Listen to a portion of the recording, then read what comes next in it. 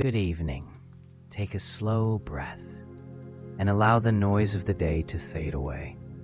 Tonight we will not walk among heroes, nor kings nor gods of honor. Tonight we follow Loki, the god of lies, shadows, and whispered truths. A trickster born of chaos, a friend to the gods, and the architect of their downfall. As your eyes grow heavy, let the world of Norse mythology unfold slowly, one quiet story at a time. There is no need to stay awake, no need to remember every word. Simply listen and let Loki guide you into the dark. They never truly trusted him. Not in the loud, obvious way. It was quieter than that. A feeling that lingered in the air long before anyone spoke. When Loki first walked through the halls of Asgard, the gods felt it. Something subtle, something difficult to name, while others stood in silence, overwhelmed by the grandeur of the golden halls. Loki smiled. Not out of joy, but out of curiosity. He listened more than he spoke, and when he did speak, his words carried questions no one else dared to ask. The gods of Asgard were born to embody order, strength, stability. They ruled a universe carefully balanced between fire and ice, creation and destruction. Loki did not fit into that balance. He was something else, a contradiction given form. This is the story of a god who was never meant to exist among gods. Most stories remember Loki as a trickster, a shapeshifter, a liar who caused trouble simply because he could. But that image is incomplete and perhaps too easy. Loki was not chaos for the sake of chaos. He was the quiet flaw in a system that claimed perfection, the soft voice that revealed cracks beneath polished stone. And that is why the gods feared him, even when they laughed at his jokes. In Norse mythology, the universe is built on balance, fire and ice, order and destruction, gods and giants. The Aesir, the gods of Asgard, see themselves as guardians of that balance. They protect the cosmos from collapse. They preserve what already exists. Loki does not preserve, he questions. He is not fully a god, not fully a giant, not loyal enough to trust, not dangerous enough to destroy. At least not yet. What makes Loki unsettling is not his strength. He cannot match Thor's power. He does not possess Odin's foresight. But Loki understands something far more delicate. He understands minds. He notices pride where others see confidence, insecurity where others see authority, fear hidden beneath honor. Loki does not force events into motion. He waits. He nudges. He whispers. And then he watches as others move on their own. To the gods, Loki often seems useful. When problems appear, he finds solutions. When mistakes are made, he untangles them. But every solution leaves something behind. A debt, a consequence, a quiet shift in the balance. Slowly, almost imperceptibly, the gods begin to understand something troubling. Loki does not simply fix problems. He understands how they are born. He laughs with Thor. He drinks with Odin. He stands beside the Aesir in moments of victory. Fit beneath every smile is awareness. Beneath every joke, distance. Loki knows he does not belong, and the gods know it too. The question is not why Loki eventually turns against him. The question is why they ever allowed him to stay. Perhaps it was Odin's oath. Perhaps it was necessity. Or perhaps the gods believed they could contain change. But Loki is change. Without him, the gods would remain frozen in certainty, unchallenged, unquestioned. Loki forces them to see what they would rather ignore. That power is fragile, but perfection is an illusion. That fate cannot be controlled forever. He is not a hero. He is not a villain. He is disturbance. Every world built on order eventually invites chaos. Every myth needs a rule breaker. Loki is not an accident of Norse mythology. He is its pressure point, the slow widening crack beneath the surface. And long before Ragnarok, long before the world burns, long before the gods fall, the ending has already begun. Loki's story does not begin in Asgard. It begins far from golden halls and quiet feasts, far from order and rules, in the ancient world of the giants, a land shaped by raw forces: wind, stone, fire, ice. A place older than memory itself, where nature moves without permission and power answers to no one. This is where Loki is born. Among the Jotnar, the giants who embody nature in its untamed form, Loki enters the world quietly. There is no celebration, no prophecy spoken aloud. Just the slow turning of fate, beginning its work, unnoticed and unstoppable. His father is Farbauti, whose name means cruel striker, a giant associated with sudden destruction, with fire that splits the earth and lightning that strikes without warning. His mother is Lofi, also called Nal, softer, quieter, often connected to leaves, needles, and fragile things that bend rather than break. From the very beginning, Loki is made of opposites: fire and restraint, violence and subtlety, force and patience. Unlike many giants, Loki does not grow massive or monstrous. He grows observant, thoughtful, sharp-eyed. He learns early that strength is loud, but intelligence is quiet, and that survival often belongs to those who wait. Among the giants, this makes him different. While others rely on size and rage, Loki watches. He listens. He notices how tempers rise and fall, how fear hides beneath anger, how even the strongest can be guided with the right words spoken at the right moment. He learns that chaos is not random. It follows rhythms. It repeats itself, and once those rhythms are understood, chaos can be predicted. And so, even among his own kind, Loki does not fully belong. Time passes slowly in the realm of the giants. Seasons blur together. Conflicts repeat themselves. Loki absorbs it all. He learns how destruction reshapes the land and how creation quietly follows behind it. At some point, the stories shift. The details blur. The myths do not agree. And that uncertainty is important. Loki leaves the realm of the giants and enters Asgard, not as a prisoner, not as a conqueror, but as a guest. Odin, the All-Father, sees something in him. Odin has always sought knowledge, wherever it hides. He trades comfort for wisdom, an eye for understanding, safety for truth. He listens to whispers others ignore, and questions answers others accept. In Loki, Odin recognizes a mind that moves differently, a way of thinking that does not follow straight lines, someone who sees paths others overlook, shortcuts hidden between cause and consequence. And so, an oath is sworn. According to the myths, Odin and Loki bind themselves with blood. They call each other brothers. This bond grants Loki a place among the Aesir.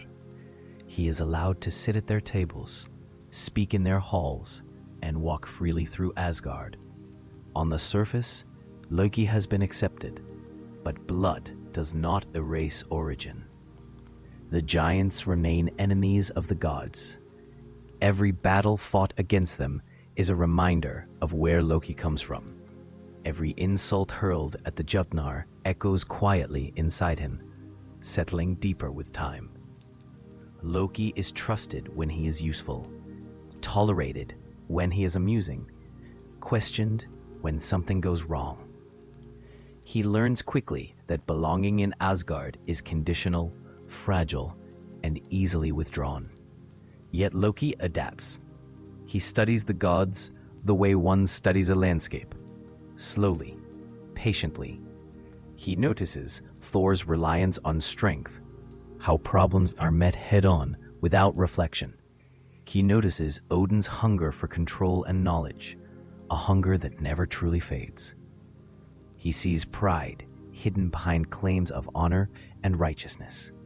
He notices silence too, what the gods avoid saying, what they refuse to question. Loki does not challenge these things openly. Not yet. He remembers them. What makes Loki truly unique is that he understands both sides of the cosmic divide. He knows the gods' desire for order and the giants' embodiment of chaos. He sees that neither side is purely good, neither side is entirely cruel. Both believe themselves necessary. This understanding gives him perspective, and it gives him distance. He stands between worlds, belonging fully to neither. That isolation sharpens his thoughts. It slows his movements. It teaches him patience, the kind that waits without growing restless. The gods believe they have welcomed chaos and placed it under watch. They believe intelligence can be managed, that cleverness can be contained, guided, and used when convenient. But Loki is not chaos that explodes. He is chaos that learns. Every joke at his expense, every reminder of his blood, every moment he is excluded but not expelled, it all becomes knowledge. Loki does not rush toward betrayal. He does not burn bridges quickly. He observes. He waits, quietly collecting understanding, watching patterns repeat themselves, seeing how the gods respond when tested, how they react when control begins to slip. He learns that patience is its own form of power. Because Loki's origins are not just a beginning, they are a lens through which he sees everything that follows. The gods believe they are shaping Loki, guiding him, controlling him. In truth, Loki is studying them, learning their fears, mapping their pride, listening for the soft places beneath their armor. And somewhere, deep beneath the calm surface of time, fate continues its slow movement, quiet, patient, unavoidable, because one day, origin will become destiny, and when that day comes, Loki will be ready. Loki's greatest power is not strength. It is not speed. It is not magic, at least not in the way the gods usually understand it. Loki's true power lives in his mind. While the gods of Asgard measure worth in muscle and weapons, Loki measures the world differently. He listens, he observes, he notices the small pauses between words, the tension behind laughter, the moments when confidence wavers. Where others act, Loki thinks. The mind of a trickster is not restless, it is patient. Loki understands something the gods often forget, that every being, no matter how powerful, carries uncertainty within them. Even gods doubt. Even gods fear being seen as weak. Loki senses these quiet emotions the way one senses a change in the wind. Thor trusts his hammer. Odin trusts his knowledge. Loki trusts understanding. He watches Thor rush forward, solve a problem through force. He watches Odin hesitate, weighing futures and possibilities. Loki learns from both, but he does not imitate them. Instead, he learns when to speak and when to remain silent.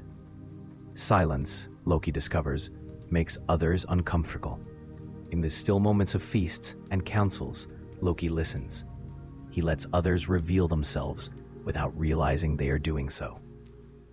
A careless boast, a defensive laugh, a glance away at the wrong moment. These details matter. Loki does not need to lie constantly.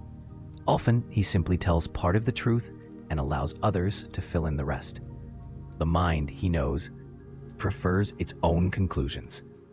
and conclusions reached alone feel stronger than those imposed. This is how Loki moves through Asgard, not loudly, not openly, but carefully. Many mistake Loki's humor for harmlessness. His jokes disarm the gods. Laughter lowers guards. Amusement creates comfort. Loki understands that when people laugh, they listen less closely. And so, Loki laughs often. But beneath the humor is awareness. Every joke tests a boundary. Every playful insult measures tolerance. Loki learns how far he can go before anger appears, how much truth can be spoken before denial sets in. The trickster's mind is not cruel by nature. It is curious. Loki wants to know what happens when rules bend, when expectations fail, when a small change alters an entire outcome. He's fascinated by cause and effect, by how fragile certainty truly is. The gods believe order is permanent. Loki knows it is maintained, and anything maintained can fail. He notices how easily pride blinds even the wisest among them, how honor becomes a shield against self-reflection. Loki does not confront this directly. He lets the gods remain comfortable in their assumptions. Comfort breeds carelessness. Over time, Loki's reputation grows.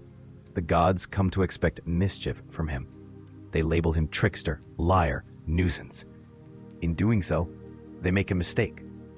They stop taking him seriously. This is precisely where Loki becomes most dangerous.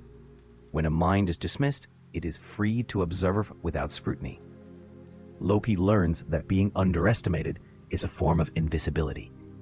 And invisibility allows movement. He begins to see patterns not just in people, but in fate itself.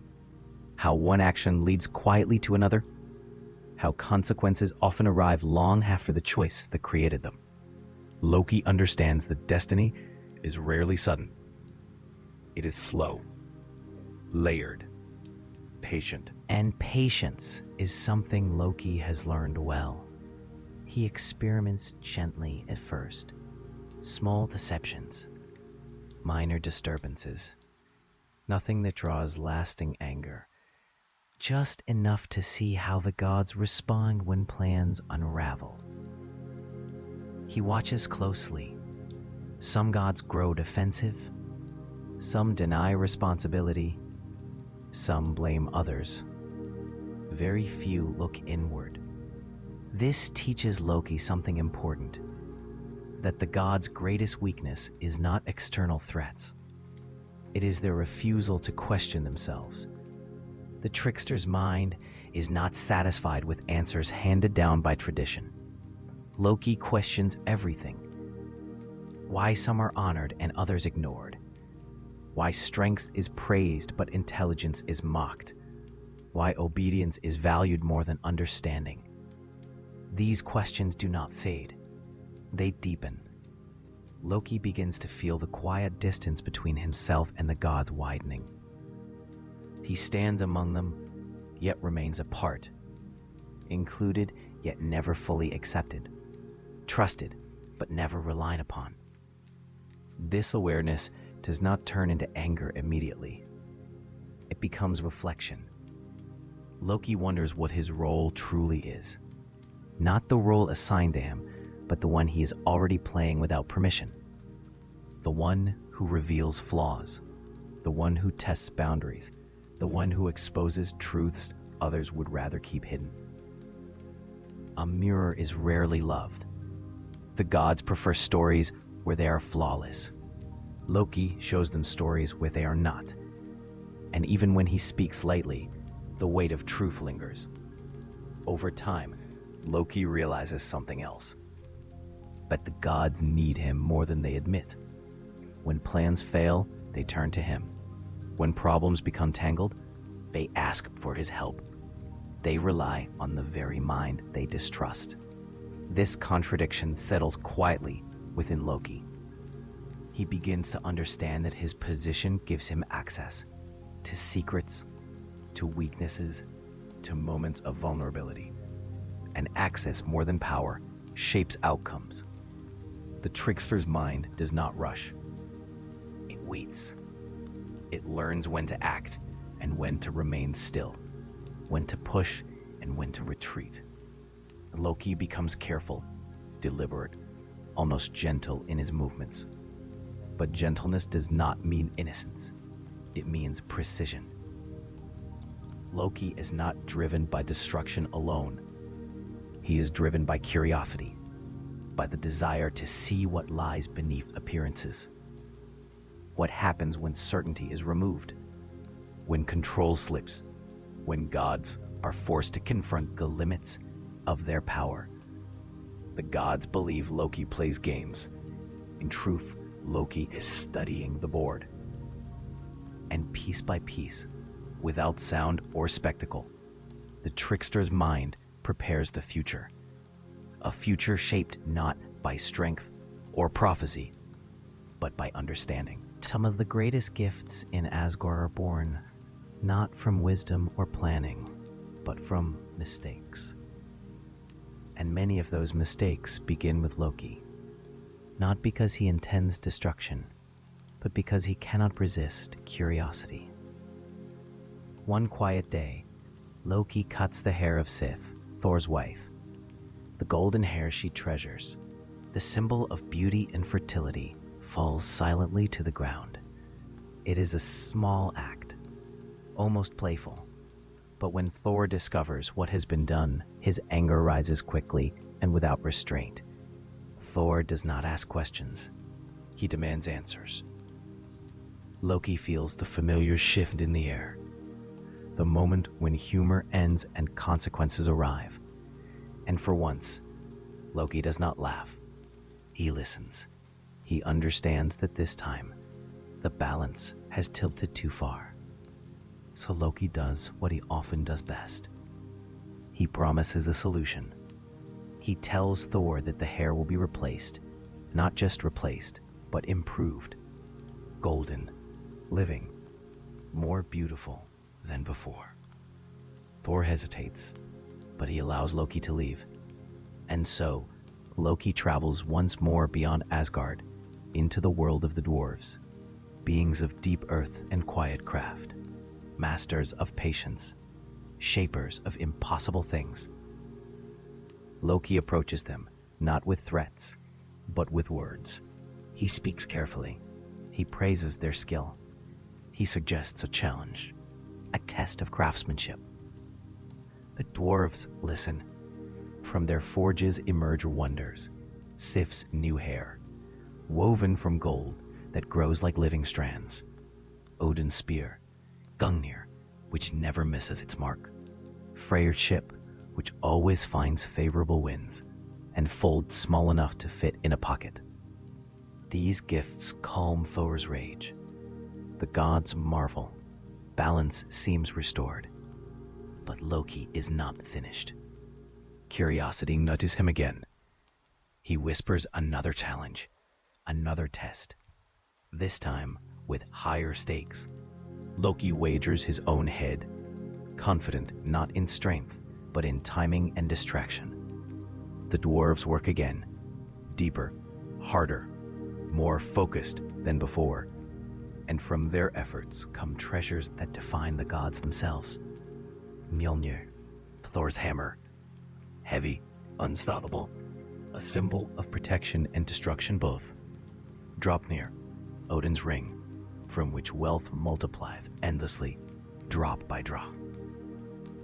Gullinbursti, the golden boar, whose light pierces darkness and whose strength never fades. When Loki returns to Asgard, the gods are in awe. They see only the results. They do not see the chain of events that led here. The mistake, the anger, the risk quietly taken. Loki, once again, has created both the problem and the solution. The gods praise the treasures. They celebrate their power.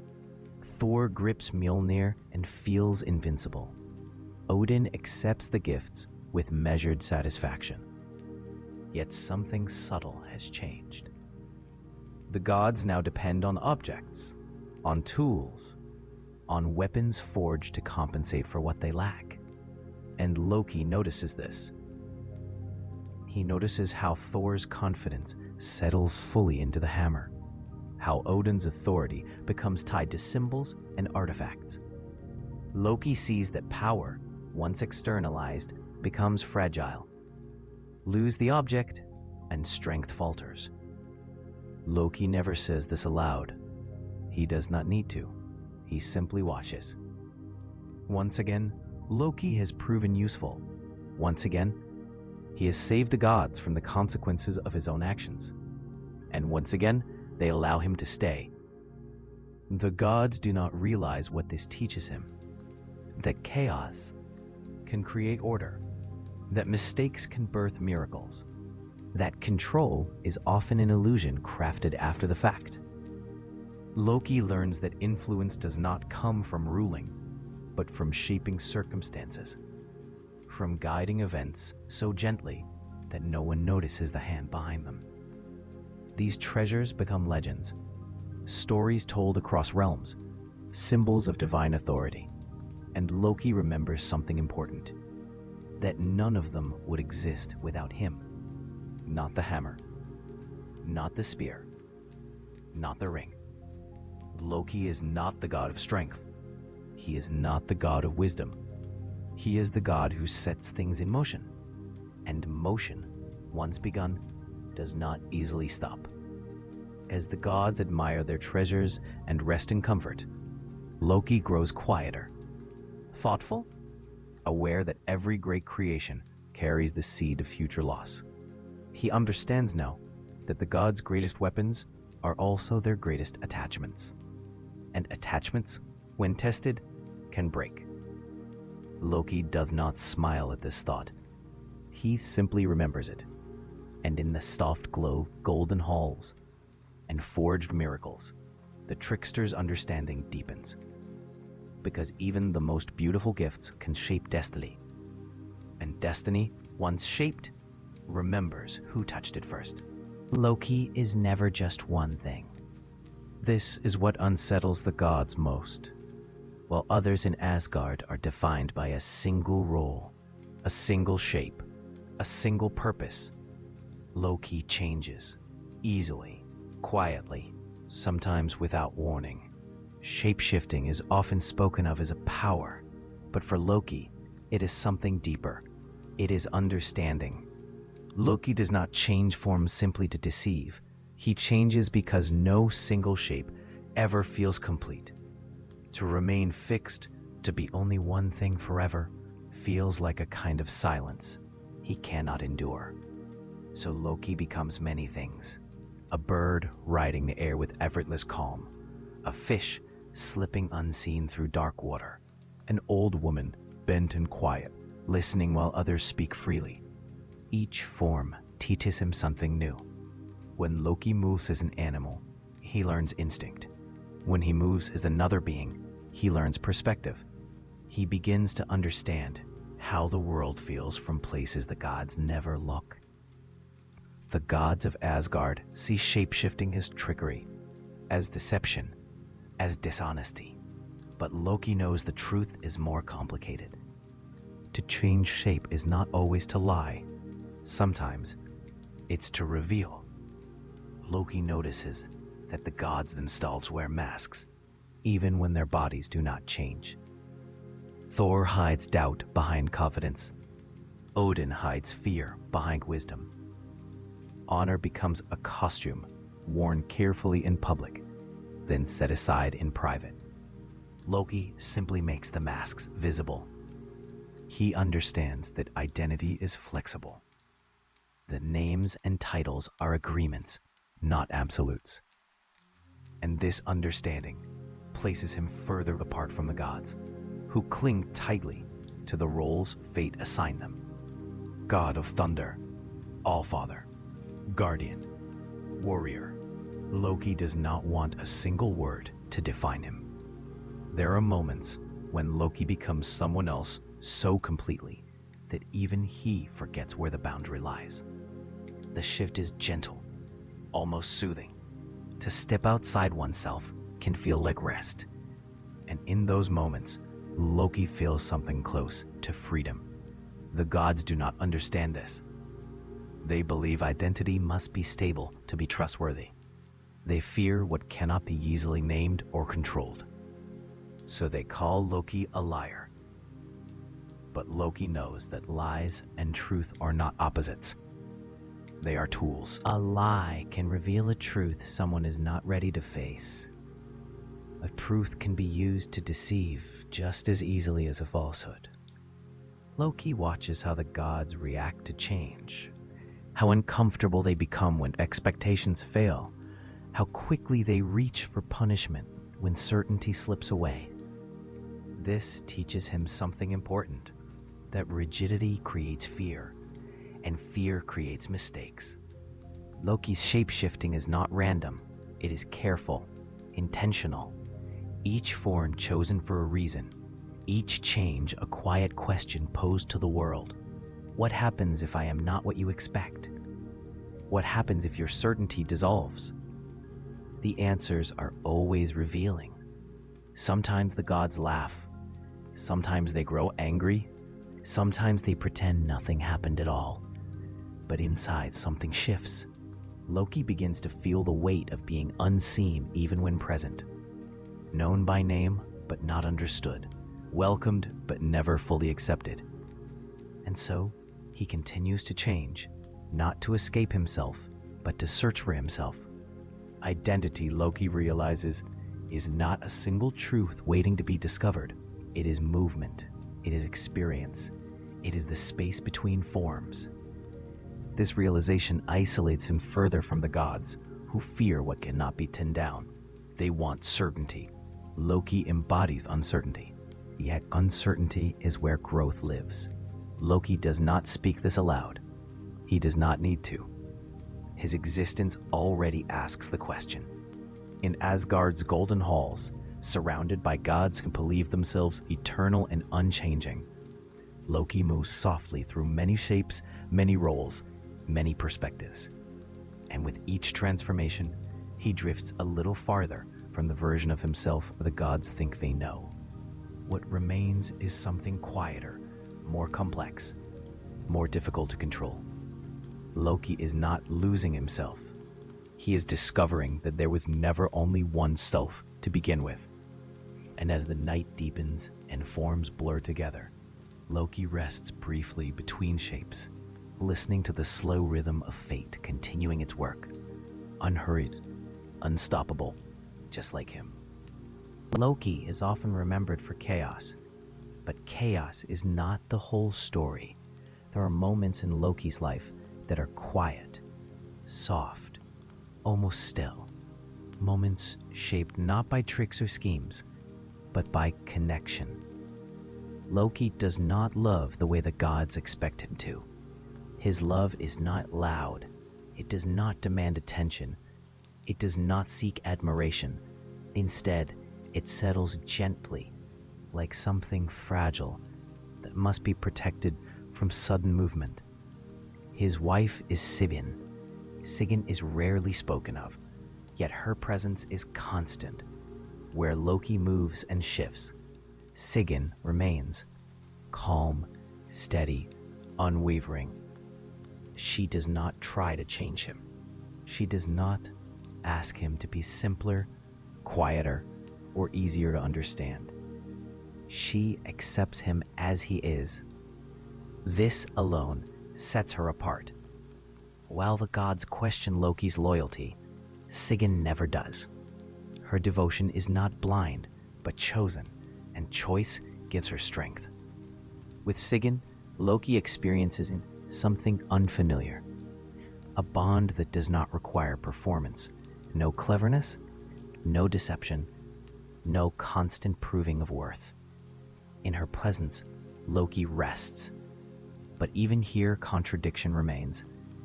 Loki becomes a father, and fatherhood does not soften him in the way stories often suggest. Instead, it deepens him, complicates him. Love expands the space within him, making room for both tenderness and fear. Loki's children are unlike any others in the Nine Realms. They are not born into comfort or approval. They arrive carrying fate with them, heavy and unavoidable. Each child reflects a part of Loki the gods refuse to see. There is Fenrir, the great wolf, quiet at first, watchful, growing faster than anyone expects. The gods sense danger in him immediately, not because of what he has done, but because of what he might become. There is Jormungandr, the serpent, cast into the ocean, where he grows endlessly, encircling the world in silence. A creature of depth and patience. And there is Hel, ruler of the realm of the dead. Half alive, half still, neither welcomed nor rejected, existing between states.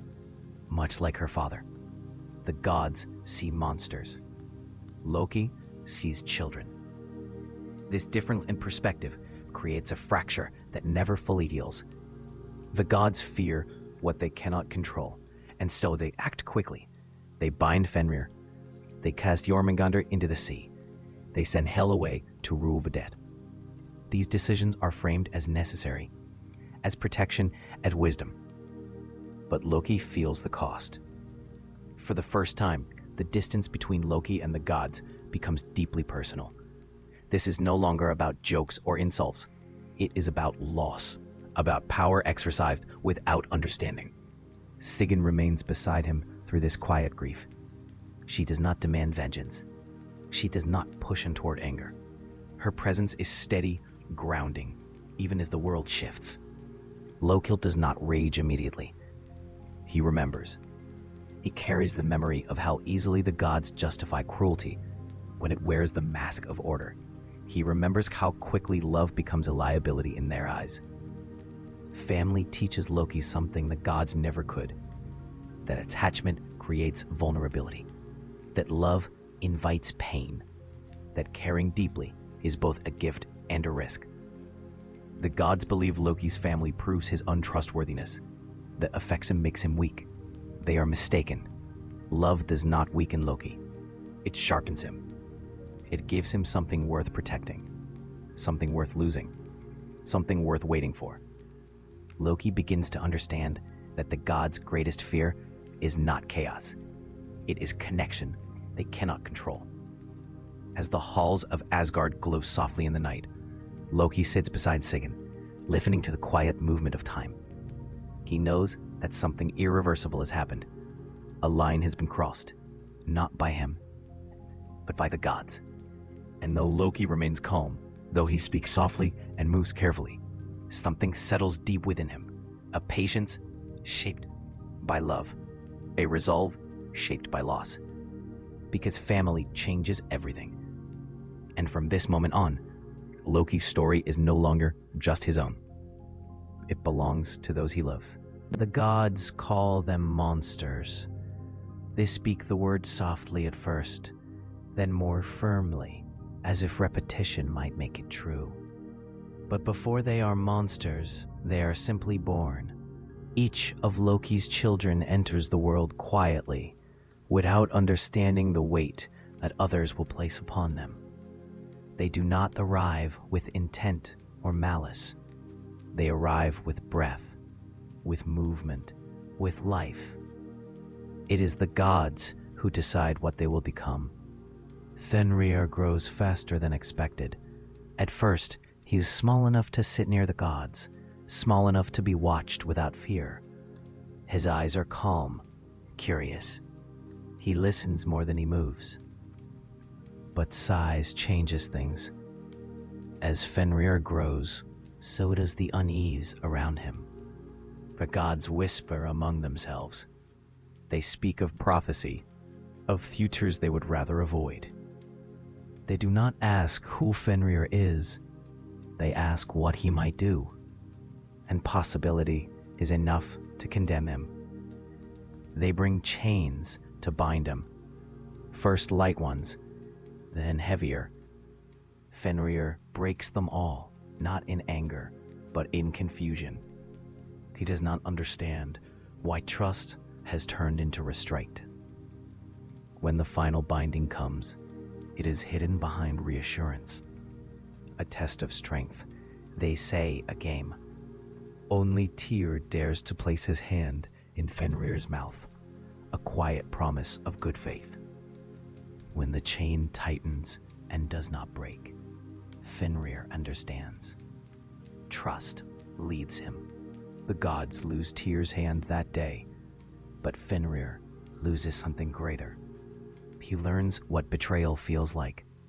He learns it deeply, slowly, permanently.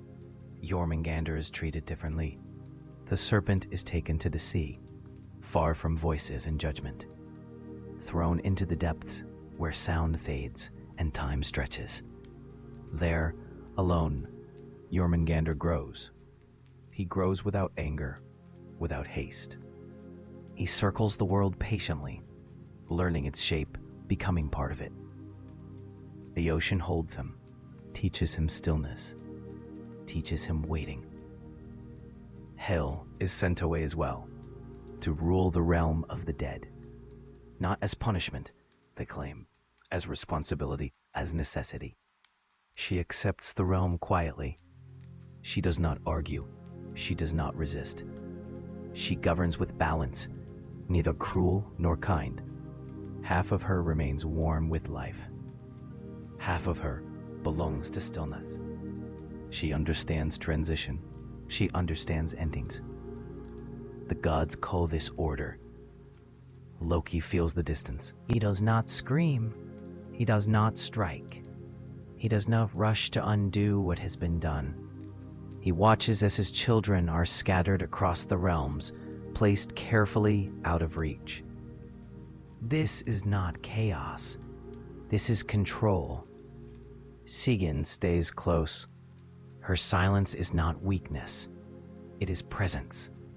Together they endure what cannot be changed. Loki learns something in this quiet suffering. That fear makes gods act swiftly. That prophecy becomes an excuse. That love, when inconvenient, is treated as danger. The gods believe they have prevented disaster. They believe they have secured the future. But fate does not vanish when ignored. It waits. Fenrir waits in stillness and restraint. Jormungandr waits in deep, endless water. Hel waits in the soft hush of the dead, and Loki waits too. He understands now that the gods will always choose control over compassion, that they will sacrifice innocence for certainty. This knowledge settles gently, like a long night drawing in. The gods sleep more easily, believing the threat contained. They do not hear the slow breathing of fate moving beneath their world. They do not notice how tightly they have bound themselves to the future they fear. Because monsters are not born, they are made, and every act of fear shapes what comes next. As the realms drift into quiet, Loki turns inward. He does not forget. He does not forgive. He simply waits, because waiting, he has learned, is where destiny grows. The conflict does not arrive suddenly. There is no single moment when Loki stands apart from the gods and declares himself their enemy. Instead, the distance grows quietly, almost gently, like a shadow stretching as the light changes. Loki remains in Asgard. He still walks the familiar halls, still speaks with the gods, still shares feasts and laughter, but something has shifted. The jokes sound thinner now. The smiles linger a moment too long. The silence between words grows heavier. The gods watch Loki more closely than before, not openly, not with accusation, but with caution, and Loki feels it. Trust, once loosened, does not return easily. Thor still calls Loki brother, but his voice carries restraint. Odin still listens, but with calculation. Loki notices these changes the way one notices a change in the weather. He does not confront them. He observes. Loki understands that the gods are uncomfortable with uncertainty, and Loki has become uncertainty given form. His presence reminds them of choices they would rather forget. The binding of Fenrir, the exile of Hel, the casting away of Jormungandr. These things are not spoken of openly, but they live beneath the surface of every conversation. The gods tell themselves these acts were necessary, that order must be preserved at all costs. Loki does not argue. He lets them believe what they need to believe. In time, Loki becomes a mirror the gods avoid looking into. He speaks truths wrapped in humor, criticisms softened by laughter. Sometimes the gods laugh with him. Sometimes they do not. At feasts, Loki grows bolder. He names Hippocrates gently, then more sharply. He points out how quickly honor bends when power is threatened, how easily righteousness becomes cruelty. The gods grow uneasy. Words can wound as deeply as weapons, and Loki's words land where armor is thin. Odin tolerates this longer than most. Perhaps out of old loyalty, perhaps out of understanding. Odin knows the cost of wisdom. He knows the truth is rarely comfortable. But even Odin has limits. When Loki speaks of injustice, the gods hear accusation. When he speaks of fate, they hear threat. And so patience begins to fade. The distance between Loki and the gods becomes visible. He is no longer merely tolerated. He is managed. In Asgard, his presence feels like warmth. His words bring calm. His laughter settles disputes before they can grow. Where others demand respect, Balder receives it naturally. This is why the gods fear his dreams. Balder begins to dream of death, not in flashes of terror, but in soft, repeating images. Falling, fading, silence. Each dream leaves him uneasy, though he cannot say why. The gods listen. For once, Tyr moves faster than pride. Frigg, Balder's mother, cannot accept the idea of losing her son. She travels across the realms, asking everything that exists to swear an oath. Stone, fire, metal, disease, weapon, poison, all promise not to harm Balder. When she returns to Asgard, relief spreads like quiet light. Balder is safe, protected, untouchable. The gods celebrate this certainty. They test it. They throw spears and stones. They strike him with blades. They watch each weapon fall harmlessly away.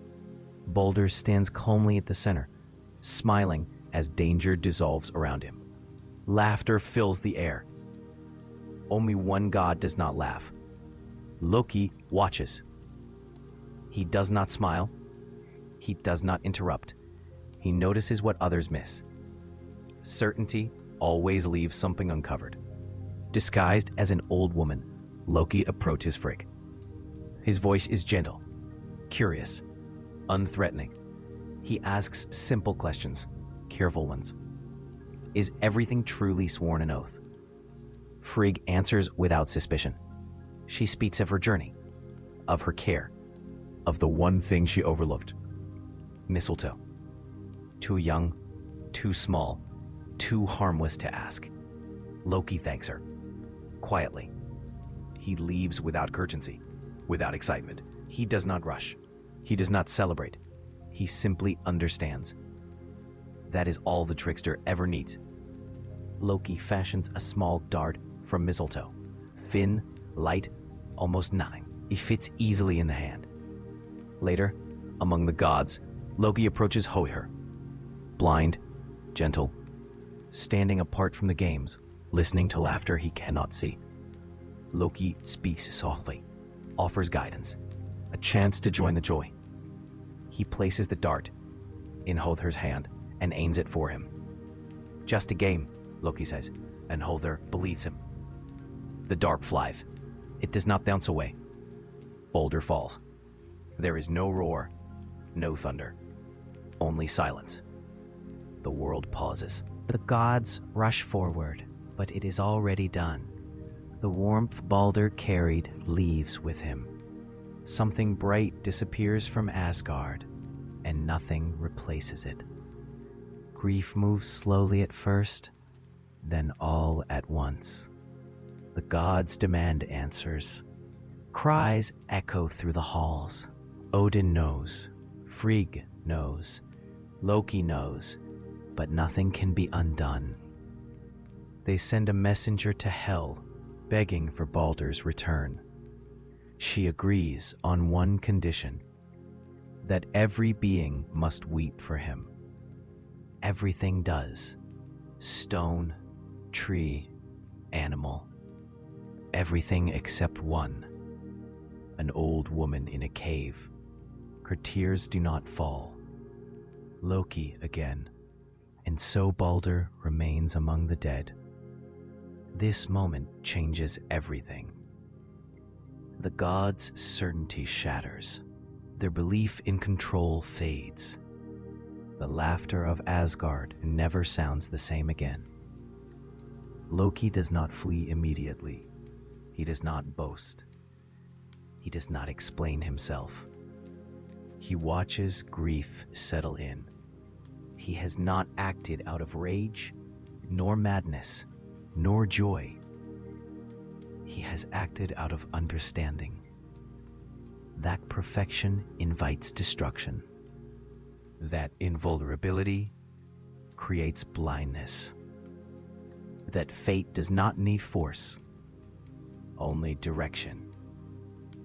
The gods will never forgive him for this, and Loki knows it. As the night deepens and Asgard mourns, a quiet truth settles over the realms. This was not chaos. This was inevitability. And from this moment on, there is no returning to what once was. Not the heavy silence of fear, but the soft stillness that follows release. The world breathes again, slowly, carefully, as if learning how to exist without the weight it once carried. New land rises from the sea, green, unmarked. The sky is gentler now. The air no longer hums with tension. Life returns without urgency, guided by instinct rather than command. The gods who remain walk this new world differently, with caution, with memory. They speak less of control and more of balance. The old certainty is gone, replaced by understanding. And Loki is no longer there. Yet his presence lingers, not as a shadow, not as a warning, but as a lesson. Loki is remembered differently by those who tell the stories. Some call him villain, others call him necessary. A few understand that he was neither. He was a force of change. Where the gods clung to order, Loki revealed fragility. Where they demanded obedience, he asked questions. Where they feared uncertainty, he lived within it. Loki's legacy is not destruction. It is awareness. He reminds the gods that power without reflection becomes cruelty. That certainty without doubt becomes blindness. That order without compassion creates its own downfall. In the quiet of the new world, these lessons remain. No statues are raised in Loki's honor. No temples carry his name. He does not need them. His influence lives in the pauses between decisions, in the hesitation before judgment, in the willingness to question what once felt unshakable. He becomes part of the world's memory rather than its rule. Stories are told differently now. Children hear of a god who could change shape, not because he wished to deceive, but because no single form could hold him. Of a god who loved deeply, lost painfully, and endured endlessly. Of a god who waited when others rushed. and understood when others demanded certainty. Loki is no longer feared, nor is he forgiven. He is understood, and understanding is quieter than judgment. As night settles over the renewed land, the story softens, the sharp edges fade. What remains is balance, movement, the knowledge that change will come again, as it always does. Not suddenly, not violently, but gently, like seasons turning, like breath slowing, like sleep arriving. Loki's story does not end in fire or laughter. It ends in stillness, a reminder whispered through time that even chaos has its place and that the world continues, not because it is controlled, but because it is allowed to change. And as the stars settle into their slow paths and the world grows quiet once more, the story comes to rest. There is nothing left to fear, nothing left to chase, only rest. So let the mind grow calm. Let the story fade. Let the night carry what remains. The tale of Loki has been told. And now, like all things that have completed their purpose, it sleeps.